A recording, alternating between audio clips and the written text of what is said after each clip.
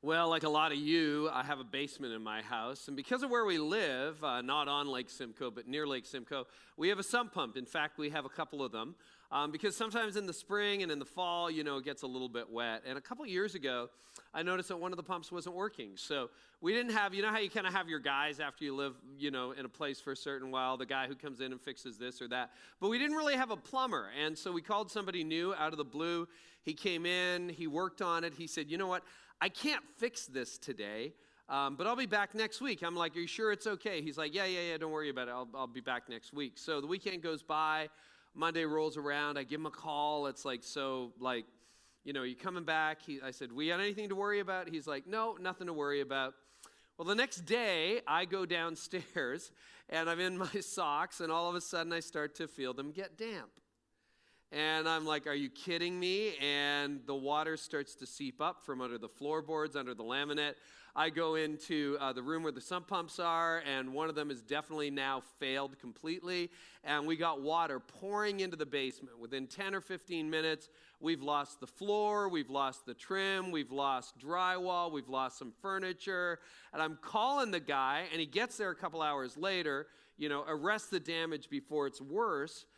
But after it all settles down, I say to him, okay, we need to talk about, what are we going to do? What's next? And he goes, oh, well, this wasn't my fault.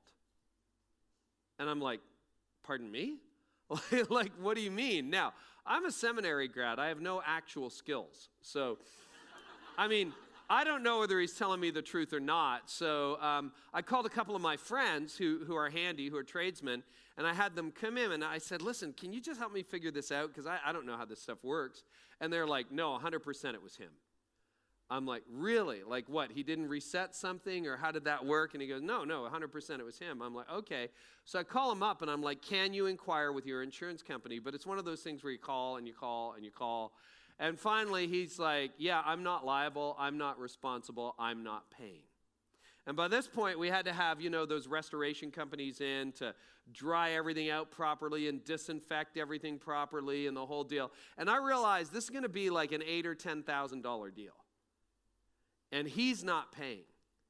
And so I found myself, I got angrier in that season than I had been since I was a young man. I was fuming. And I know I'm a pastor and I'm not supposed to be that way, but man, I was livid. And so I kept going round after round with him. It's like, dude, you owe me. Come on. You broke this. I've had other people in who know this thing. I'm not responsible. I didn't do it. And I could not break through. I'm also a former lawyer. So, I'm thinking, I got a, pardon the pun, watertight case. All right. Yeah, I know. Dad jokes. It's Father's Day. Anyway, so I've got an open and closed case. I know I'm going to win this thing, but I'm a Christian and I'm a pastor. I've read the Bible. I can't take anybody to court over stuff like that. So I'm upset. And finally, I say to him, well, at least I'm not going to, when I'm realizing I'm going to have to eat this, and we didn't want to call the insurance company for a number of different reasons, mostly because we'll call them on the $50,000 claim, but not the, how that goes, not the $10,000 claim. And so finally I'm like, well, we're not paying the bill on this. And he goes, oh, yes, you are. And he invoices us. It was the hardest check for $750 I've ever written in my life. And at the end of this, I am fuming to the point where I went to small group, hopefully you're in a small group. If not, you need to get in a small group. I go to my small group. At the time, we're all young adults, almost my kids' age, a little bit older. They're all in their mid-20s or early 30s. And I'm like, guys, I know I'm the leader, but I'm also a client, and I'm in trouble here. And I said, I'm just so angry, and I don't know what to do about it. And Tony, my wife, she's been trying to talk me off the ledge, and it's not helping. And I just said to them, and then one of the women in the small group, she's in her early 20s, she goes, Carrie, you know what it is? I'm like, no, I don't know what it is. And she goes, she knows this because she has family members in his situation. She goes, he doesn't have the money.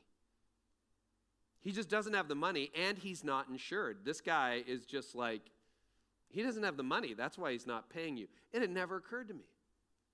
Never occurred to me. He was my age. He hadn't started out. And Tony and I, we'd been saving for a while. You never save so someone can come and ruin your basement, all right? You never save for that. But we had money set aside that we were going to use for other things, and I'm like, I could pay. I didn't want to pay, but I could pay. We had the money, and I ended up using money that I wanted to use for something else, and we wanted to use for something else for that. But I got to tell you, and I'm not proud, I was angry. And I think most of you would say, you know what, you had a right to be. You had a right to be. This guy owed you. And so the question I want to ask today as we, at all of our campuses, and for those of you joining us online, as we talk about different defaults that we have, you know what my default response was in that moment? Anger. I was livid. And the question I want to ask you is, why so angry? Do you know 49% of men and 53% of women are angrier now than they were a year ago? We live in an angry culture.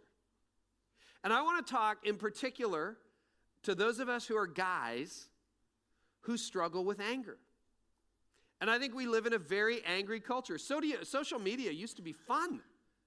And now, everywhere you go, people are screaming in all caps and everyone's outraged about something or some cause or some issue. And you probably see it leaking out. I mean, you come home and dinner isn't made and you're like, why? Where did dinner go? What is going on? You were home all day and this isn't done and your anger is starting to leak out.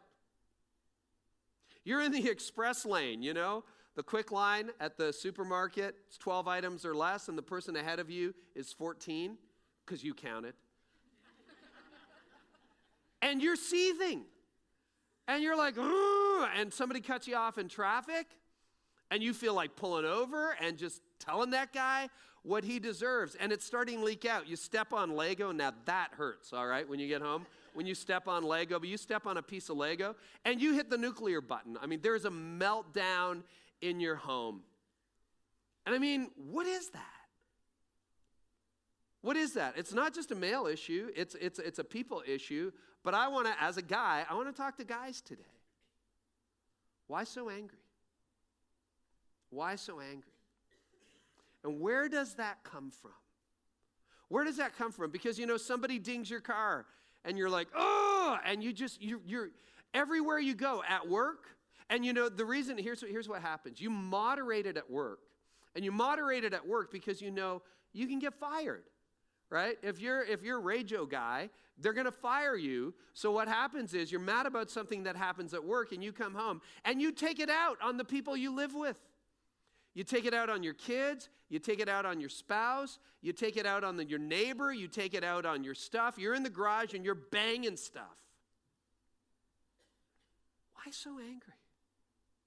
What is that? Where does that come from? And we live in an angry culture, and we live in the age of outrage. And that's not healthy. A number of years ago, Andy Stanley, who you'll hear from time to time here, our partner church in Atlanta, wrote a fantastic book. If you struggle with anger, I would suggest you pick it up. It's called Enemies of the Heart, and he's got a whole section on anger. And I learned something years ago reading Andy's book that helped me so much, because I'm like, I feel anger as a guy, even as a Christian, even as a pastor, I get angry. And sometimes it's justified. Sometimes you're like, yeah, I know why. Like when somebody floods your basement through their negligence and denies liability, I get that. But what about the other stuff? What about stepping on the piece of Lego? What do you mean the dishwasher's not empty? What do you mean about, you dinged my car? What do you mean about, you didn't get the report done at work? What do you mean I failed this class? What do you mean, you're just mad? Where does that come from? What is that? And Andy said something in the book, and I read it over a decade ago, and I've been processing my life through this filter ever since, and it's so helpful, and it's helpful because it's biblical. But Andy says, and he's right, you know what anger says? Anger says this. Anger says, you owe me. You owe me. And that's how I felt, rightly or wrongly, and the other people said rightly, about the guy whose negligence flooded my basement. He did something to that pump that wasn't appropriate, and it flooded my basement, and it cost me the better part of 10 grand. And so I was angry because he owed me. Like, wait a minute, I didn't do this. If I had flooded my basement, that's a different story. Oh, I'm an idiot. But you did it, and you're irresponsible, which we're going to talk about next week. But anger says, you owe me. Anger says, you owe me. You actually, 14 items in the 12-item line. You just cost me 2 extra minutes of my life. I'm never going to get back. You took the job, even though you're not deserving, because you kissed up to the boss that I should have gotten, and now I don't have a raise, and I don't have the position. You owe me. You failed the class, and it's not because you didn't study. It wasn't multiple choice. It was a subjective grade. And the professor, the teacher, just didn't like you. You owe me. You owe me. That's what anger says.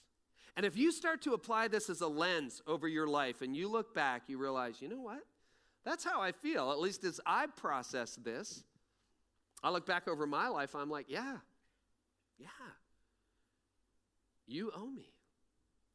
Now, is anger always bad? No, anger is not always bad. In fact, in the scripture in Ephesians chapter 4, it says, be angry.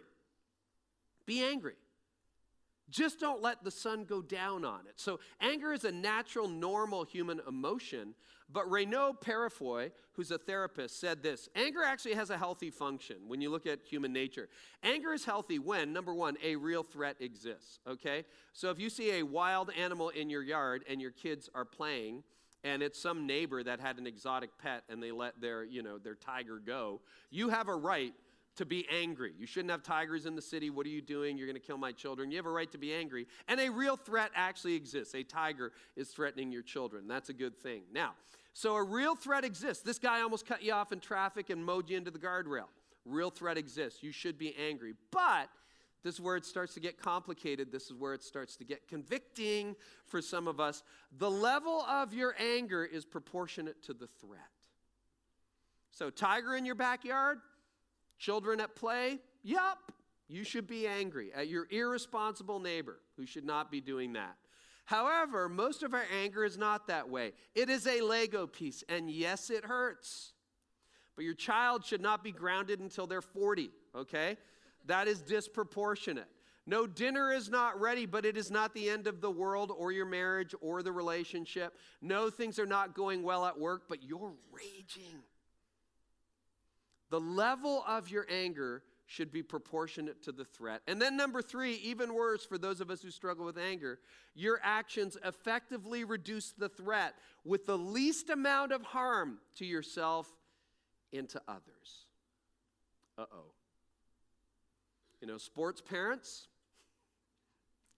let's talk. Who's damaging the kids, right? What is this about? Is your son really going to make it to the NHL? Is he really going to play Major League Baseball? Are they really going to make it to MLS? Like, come on. What is that? And anger, and if you've been part of this series, you'll remember this from part 1 where we talked about judgment versus grace. That there's something that happens in your brain, the brain that I believe God created, God designed, that there's these factions at war. And brain, like neurologists, people who study neuroscience, they say that basically this is what happens. You have an amygdala, an area of the brain called the amygdala, another called the hippocampus. And the amygdala is your fight or flight reaction. So that is the thing. Tiger in the backyard, ah! All right? That's real. It's primitive. It's like it keeps you alive. It's fight or flight. Or fright sometimes, if there's really a tiger in your backyard. But anyway, that's your amygdala, and its healthy function is to go, uh-oh, we're going to hit the guardrail. Uh-oh, there's a problem. Uh-oh, that pot of pasta is boiling over. We need to fix that. It's that startle reaction. But the other reaction is the hippocampus, and that's your intelligent part of your brain that says, actually, that transport truck's in another lane. I misread that. Oh, actually, it's just starting to boil over. It's okay. Oh, that's not a tiger, it's a really ugly cat, or whatever it happens to be, okay?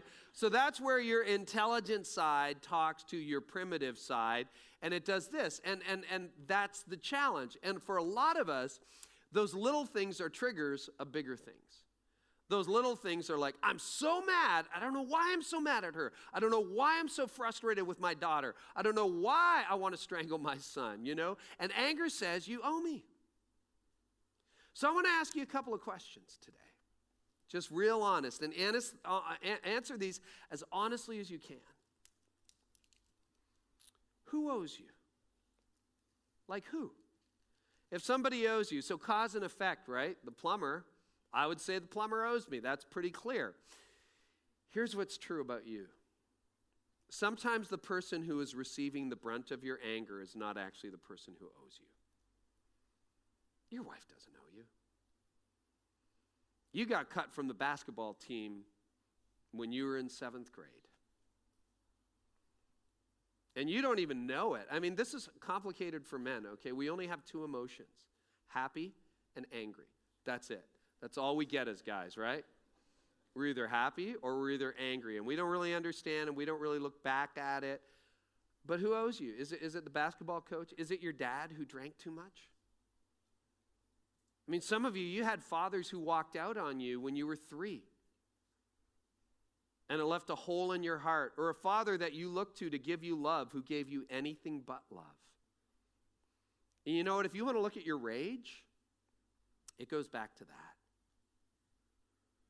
It goes back to your childhood. It goes back to your teenage years. It goes back to what you felt somebody owed you. And maybe you had a right, but it's been sitting there for a decade, 2 decades, 3 decades, 4 decades, and it's just a boil. And you're mad, and the people closest to you, they don't owe you. But your rage, your anger, it's leaking out all over them, and it's poisoning your home, and it's poisoning your friendships, and it's poisoning your parenting, and it's poisoning you. So, answer the question, who owes you? Is it the employer who fired you unjustly? Is it the prof who failed you? Is it the business partner who betrayed you? Who owes you? Is it all of the above? And then ask yourself a deeper question, why do they owe you? Why do they owe you? Why? Why does she owe you dinner?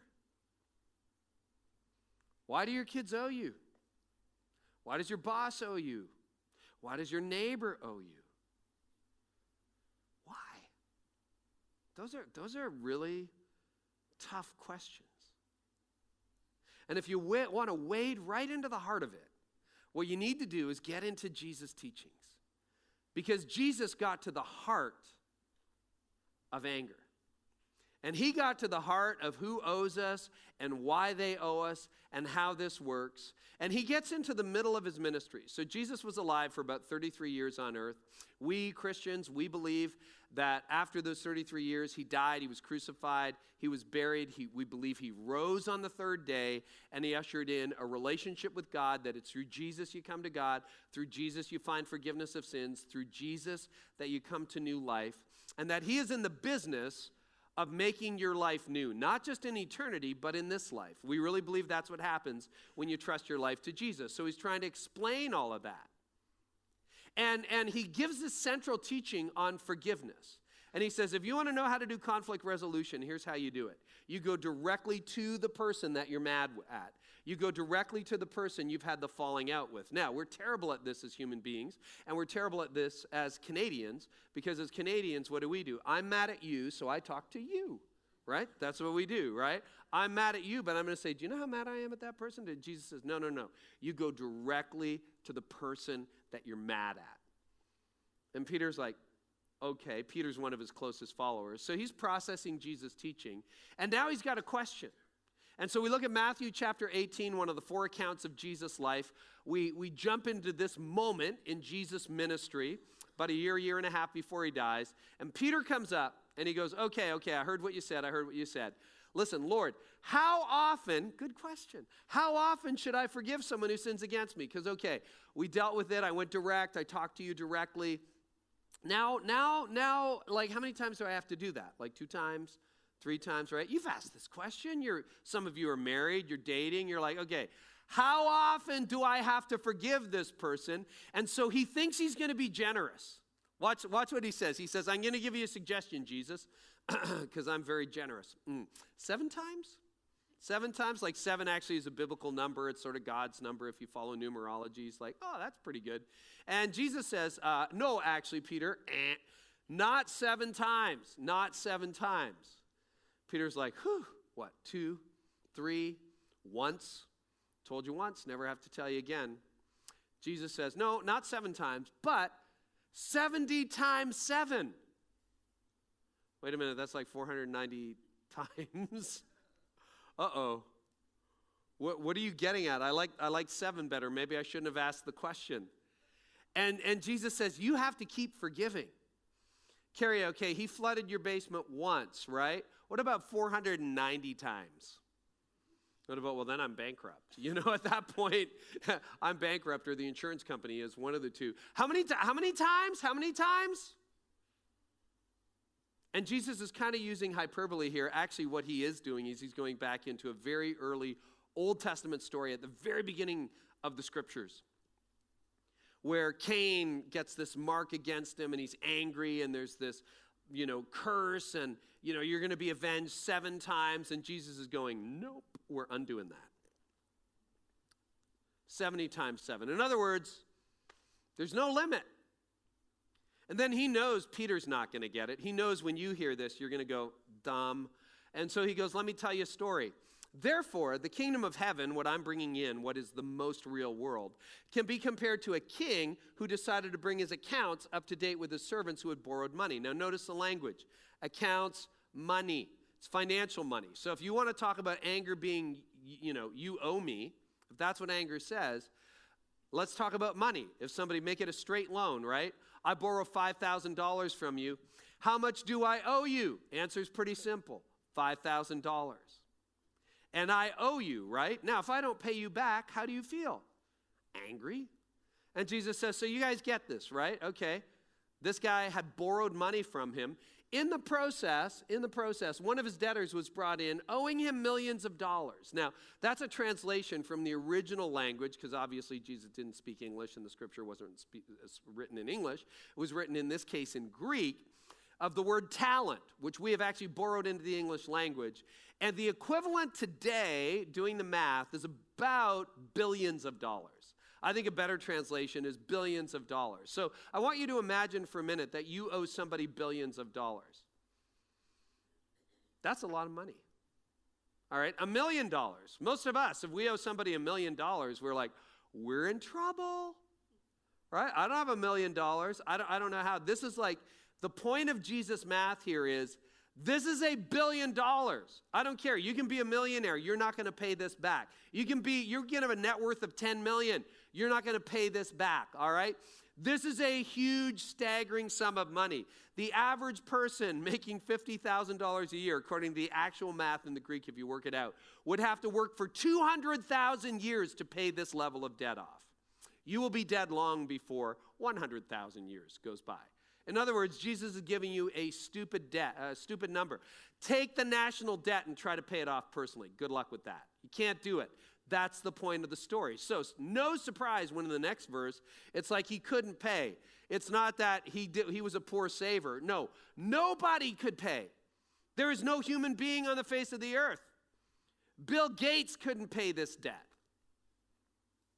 Elon Musk couldn't pay this debt. Nobody can pay this debt. It's impossible. That's the point of the parable. It's absurd. It's an outrageous amount of money. So what do you do when you owe an outrageous amount of money that you can't possibly pay off? So his master ordered that he be sold, along with his wife, his children, and everything he owned to pay the debt. It's still not going to pay it back. But you know what? You owe me. You're going to pay. And your wife's going to pay. And your kids are going to pay. And you're not going to have a life because you violated me. So you pay that way. But the man fell down, as you and I might, before his master and begged him, please be patient with me and I will pay it all. Again, absurd. You will never pay it all. If you look back at the original language, this is unpayable. But what are you going to say? I'll work for you for the rest of my life till I'm 80 years old. And I'll pay off as much as I can. Like, just have some mercy on me. Be kind to me. Like, I don't know what to say. I can only invoke your mercy. I'm guilty. Then look what turns in the story. Then his master, the king, was filled with pity for him. The Greek is actually his stomach turned. You know when you feel so much compassion, you're kind of like, ah. It's that verb. We don't have an equivalent in English. And he released him and forgave his debt. It's exactly what you do when someone owes you money, even if it's $1,000, right? I can't pay you. What do? You have to forgive. Maybe some of you've had a loan forgiven. The parental loan became a grant in the end, right? It was forgiven. And that's exactly what he did. Look, you can't possibly pay me back, so I am going to forgive you. So you would think that's the end of the story. Okay, great little moral of the story. It's not the end of the story, because watch what happens next. But when the man left the king, he went to a fellow servant who owed him a few $1,000s. So again, don't miss the context. This dude, this guy, this man owed somebody billions, and now he finds somebody who owes him a few $1,000s. He's just been forgiven, but he bumps into his neighbor, and his neighbor borrowed a couple $1,000s. I don't care how old you are listening to this message. If you're 13 years old, you can eventually pay off a few $1,000s. Let's say it's $3,000. There's nobody listening to this message that can't pay off $3,000. I can pay it off. You can pay it off. You may not have the money now. Go to work for the summer if you're a student. You'll save up $3,000 or $4,000 over a year. You can pay them back. All of us can pay this amount of money. True? So what does this guy who's just been forgiven do with the guy who owed him a few $1,000s? He grabbed him by the throat and demanded instant payment. What? Okay, so yesterday, we had a conference here for a few days, and it was amazing, and I was driving into the conference, and my new assistant, Dylan, was with me. He's been staying here all week, and we're driving down Highway 11. If you know the area here, you know this area. We're heading into Gasoline Alley, Highway 11 southbound, just before the 411 split, heading into Barrie from the north. And as we pull down into Gasoline Alley, as often happens, I see an unmarked OPP cruiser sitting there, black SUV, and I'm talking to Dylan, right? I'm not really paying attention. I look down, I'm like, uh-oh, and then all of a sudden the lights come on. And I interrupted our conversation. I said, uh-oh, we're caught. I'm dead. I'm going to be, pastor's going to be late to his own event. Anyway. So I said, watch this. He's going to come out for me. So, of course, I slowed down after I saw him, which always helps, right? It's like, no, you're busted. All of a sudden going the speed limit after he caught you is not going to help. But I slowed down anyway. And sure enough, as we go past, there was quite a bit of traffic. He pulls out. And so he pulls out, and I'm at this point 15 cars ahead. I'm like, hey, hang on, Dylan, listen, he's coming after me. I know it. And sure enough, he pulls out, starts weaving through traffic, and his lights come up. He pulls into my lane. I'm like, okay, we're done. I know this. I'll have to call them, tell them I'm going to be late. Anyway, he pulls over the guy behind me, a little Mazda. If that's you, I'm so sorry. Not really. I'm pretty happy, actually, at this point. All right, pulls over this little Mazda, and I'm like, woo! I thought for sure it was me going down. And you know what? I deserved it. I totally deserved it. I deserved to be pulled over. I was going 15 kilometers an hour over the speed limit. But he didn't stop me. He stopped the guy in the Mazda behind me. And so I drove off. Now, could you imagine if 60 seconds later, I had said to Dylan, hey, look at that guy ahead of us. He's going 102.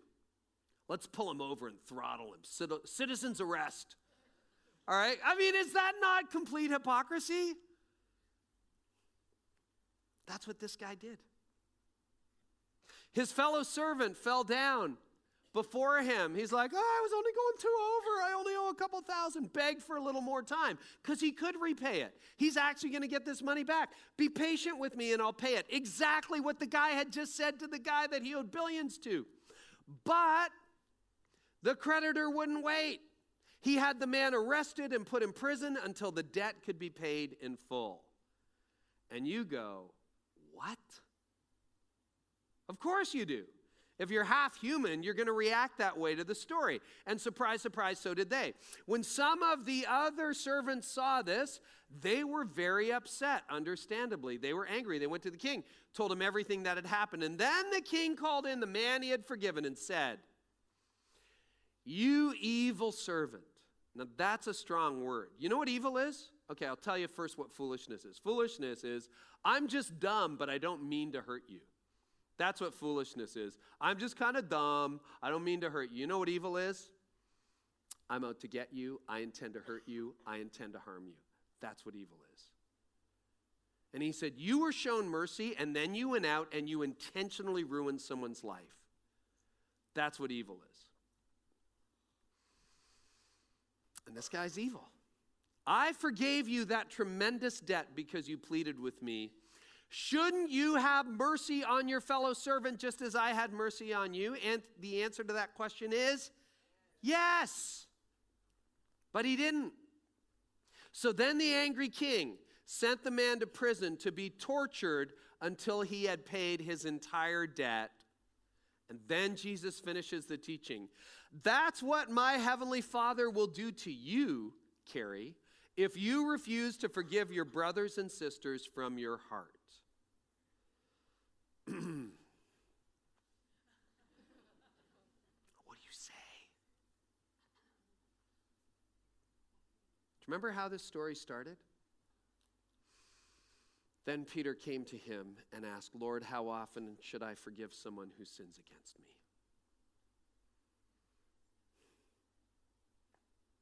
I had to forgive him. I have no choice.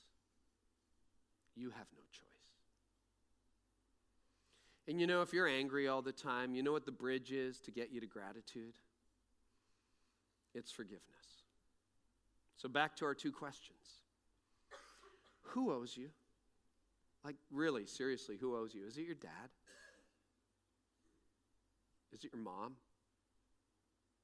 Is it your ex? Like, why are you still so angry? Is it your boss? Is it the kid who picked on you in grade 5? Like, who are you mad at? Do you think God? Maybe God? You owe me? Like, who owes you? Really? Because the people around you are paying for something that happened in many cases a long, long time ago. They're paying.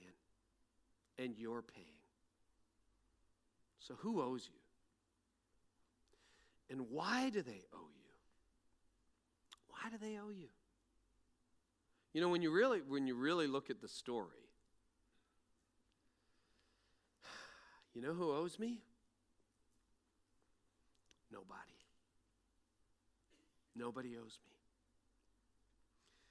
Because I got adopted by a God who I owed everything to. I mean, do you think God has a right to be angry with me? Absolutely. Do you think God has a right to treat me the way my sins deserve? Yes, he does.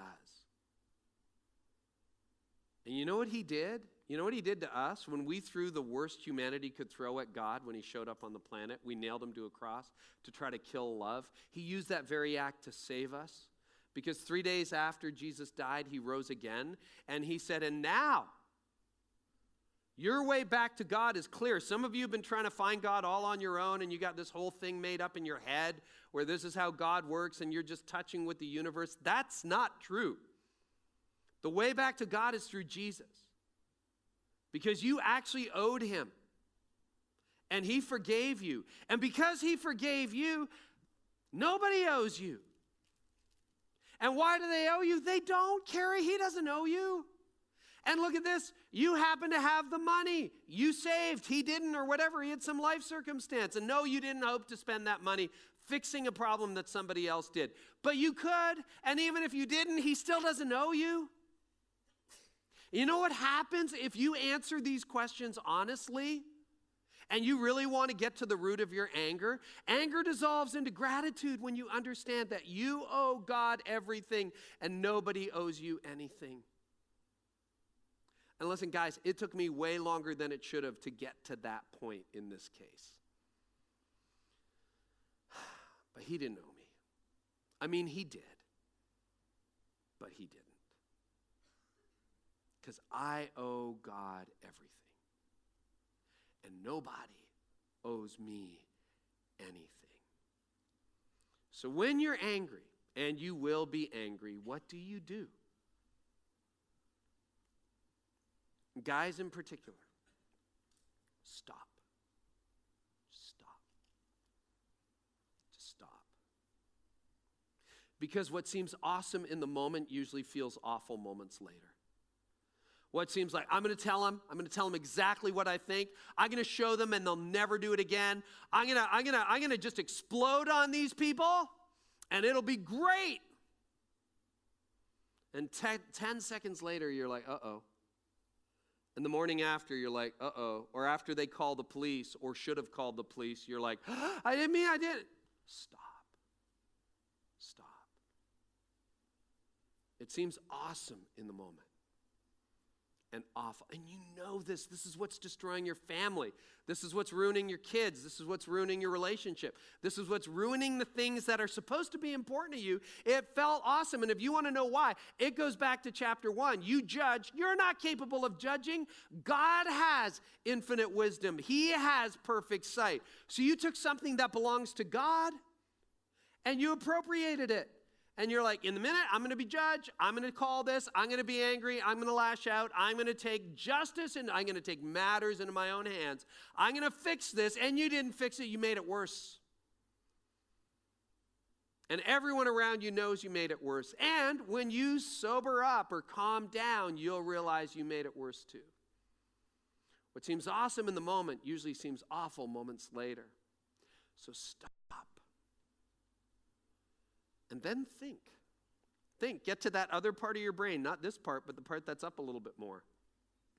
And think. Number one, why are you angry? Why are you angry? Well, it's being cut from the team. It's my dad. It's my mom's drinking problem. It's being rejected. It's like I should have been married by now. That's what's driving this. We wanted kids. We don't have kids. That's why I'm so mad. I wanted a dad, and I got this instead. That's why I'm so mad. Why are you angry? Who do you think owes you? Oh, right. Nobody. Now, at this point, you're like, okay, that's good, but this is just self-help. And self-help ultimately is no help. The next part takes you deep into the heart of faith and deep into the heart of Christianity. And I believe it's impossible to do this unless you really rely on the power of God, the power of Christ at work in your life. At least it seems impossible for me. You know what you should do? Number 3, pray, because you're thinking, you've stopped. Now, okay, why am I angry? Who owes me? Pray for the person you're angry with who you think owes you. Now, that's hard. But that's the center of Jesus' teaching. What did Jesus say? He didn't say, pray for your friends, pray for your buddies, pray for the people who treat you well. He said, love your enemies and pray for the people who persecute you. Now, what is the content of those prayers? I'll show you exactly what the content of those prayers is, not according to me, but according to Jesus. The content of your prayers for the people you're angry with is, God, I pray you would bless them. Bless them. May they have a great life. May they have a prosperous life. May you pour out your blessing on them. You see why you need God? Because you don't want to do this. You're like, God, I pray you would give them what they deserve. I pray you'd bankrupt them. I pray you'd God, I pray they would be more successful than me. I pray you pour out your mercy, your love, your blessing in their lives. That requires the Holy Spirit. That requires the power of Christ. That requires the power of resurrection.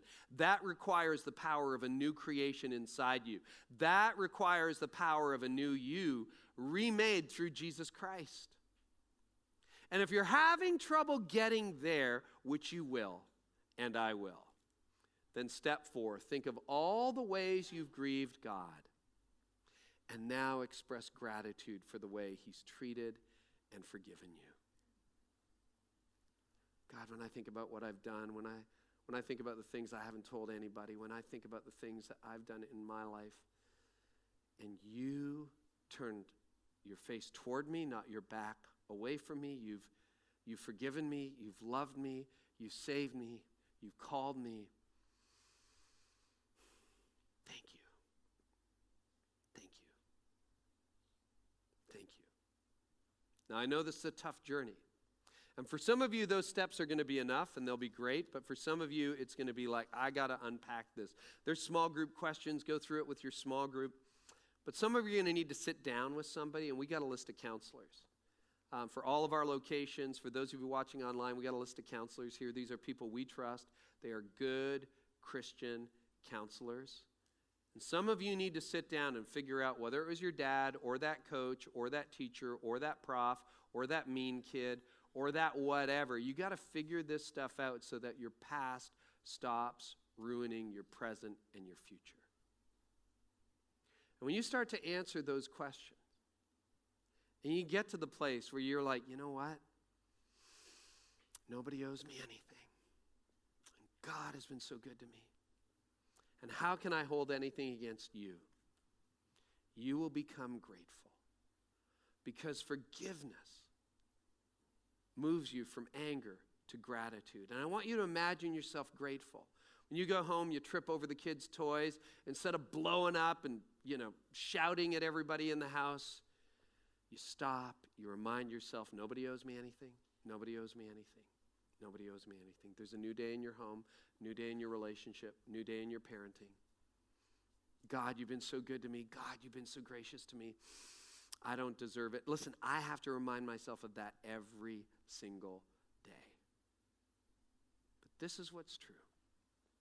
Anger dissolves into gratitude when you understand that you owe God everything I do. And nobody, not your spouse, not your kids, not your parents, not your boss, not your neighbor, not the plumber, nobody owes you anything. Let's pray. Father, I have held others to accounts that you haven't held me to. And I've substituted myself and my judgment for your judgment. And I ask that you would forgive me.